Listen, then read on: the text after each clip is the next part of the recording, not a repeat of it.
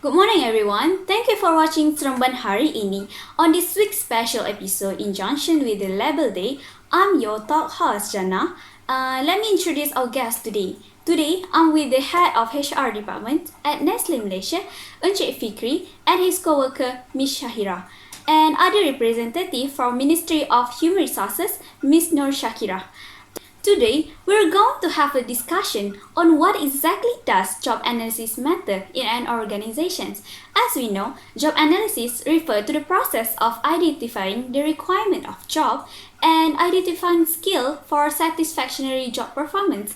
But in recent years, however, there has been an issue regarding the relevancy of job analysis in the modern organizations. So, let us discuss first on the several reasons for having a job analysis. One point is to reduce confusion of tasks and clarify job relationship in macro perspective.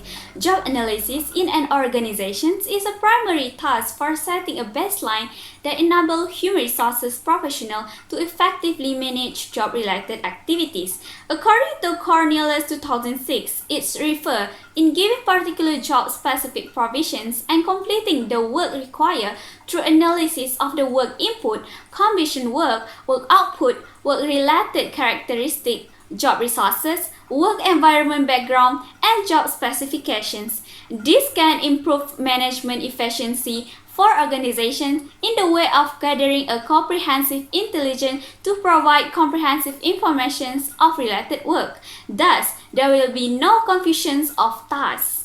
Besides, it can establish a sound basis for supervisor expectation or subordinates performance and subsequent compensations. An effective training program for a particular job cannot be developed unless information about what the job entails is elucidated. For example, detail about the job content, system, standard, and demand can be used to choose or develop a training program that specifically meets the needs of the employees. A job analysis is useful for many reasons. Therefore, it can facilitate employee performance evaluations and promotion by identifying the level of work the employee has been done. Last, as the foundation on which human resources management and career activity are based, it is the cornerstone of all activities for human resources management which collect information for other human resources management practices such as selection, training, performance appraisal, and compensation design. Thus, enterprise can find the problem, identify gaps through the analysis of existing work, and design work to be more efficient or incentive or under the traditional hierarchy structure arrangement and replaced by the organizational structure of more flexible and more fluid.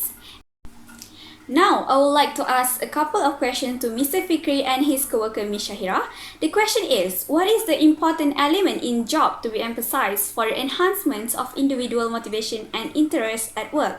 Please answer this, Mr. Fikri and Ms. Shahira. Thank you, Ms. Jana. It's a very interesting question.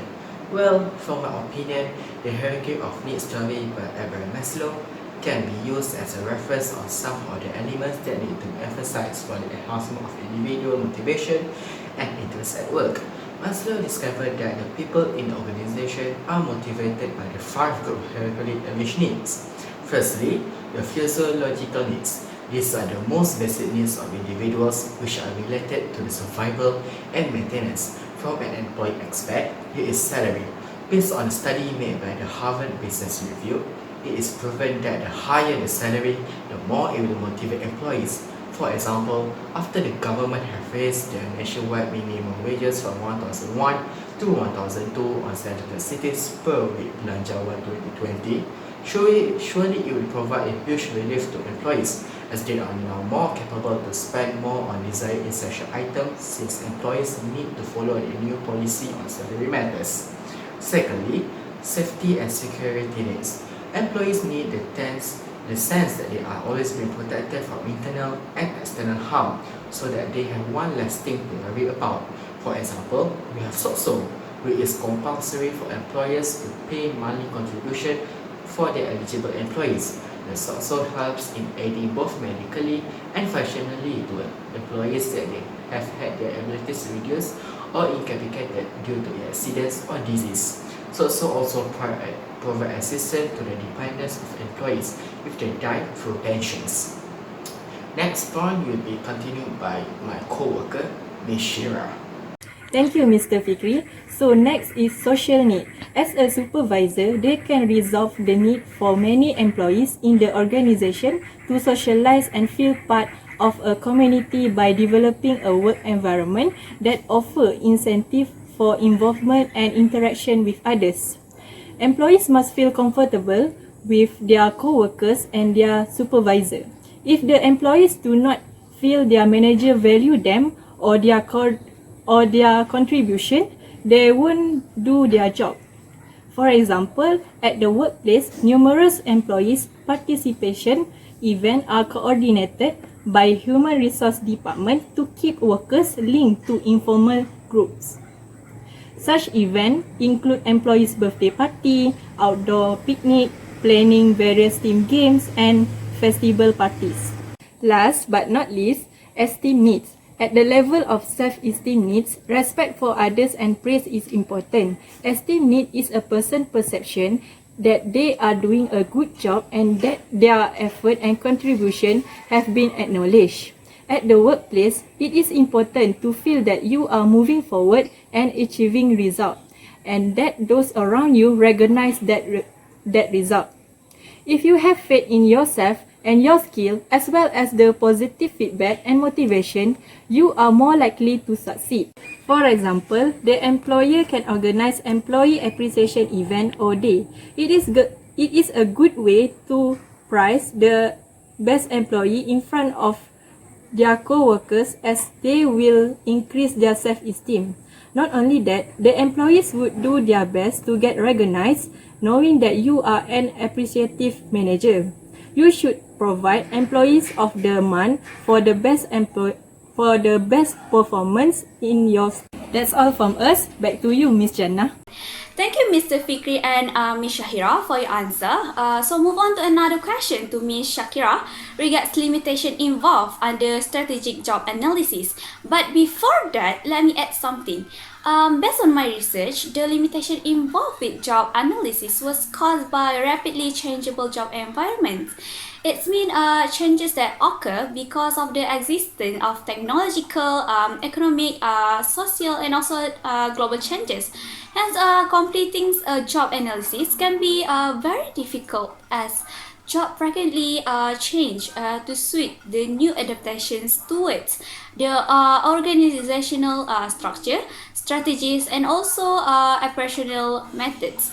For example, in Honda company strategy, they plan to use the artificial intelligence named as UWIF technology for automated inspection system for a vehicle, and it has replaced the role of automation engineer to do a manual safety inspections. This shows the advancements of technology had allowed several firms to keep changing their working procedure to be more efficient, which means some companies are also shifting from manual to paperless system so that they can save a cost. But it also causes a drawback as changing job design caused the manager to assign a new set of tasks to employees to upgrade their skill and knowledge. And from here, the firm need to develop the new job design such as job rotations for the employees.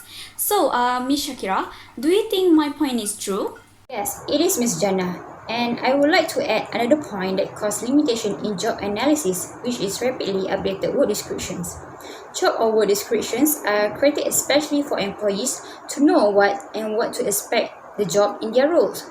Rapidly updating the work descriptions will definitely going to harden the involvement of job analysis for both organization and the employees, since they have to adapt to new job descriptions and new scope of works.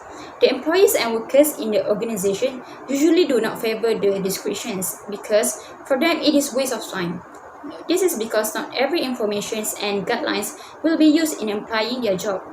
It will put a heavy burden on them since they have to follow every description which they will not be able to fulfill completely and cause the job analysis will be disrupted.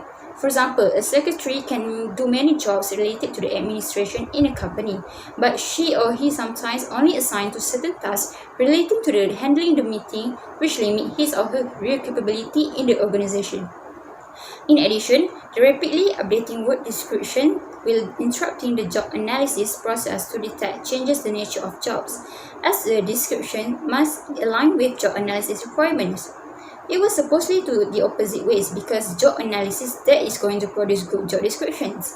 There is a trend called dejobbing. Dejobbing in organization consists of viewing organization as a field of work needing to be done rather than set of discrete jobs held by specific individuals. The organization supposedly review their own analysis and try to keep up with this trend to find better employees which will be chosen for the newly revised job descriptions which are done properly without any rapidly changes. For instance, Amazon.com, they are putting more emphasis on broad workers as specifications rather than detailed job descriptions. Thank you, Ms. Shakira and other panels. In conclusion, job analysis is important to an organization to successfully carry out strategies and achieve its mission. An organization must have people with appropriate skill in the right job and who are guided by proper plans, policies, and as well as a good management. When this is done well, the organization can achieve an advantage over its competitor. So I think that's all time that we have today. So thank you for sharing with us. And this video are mainly credited to Nur Shazwani binti Salim and other members. Thank you.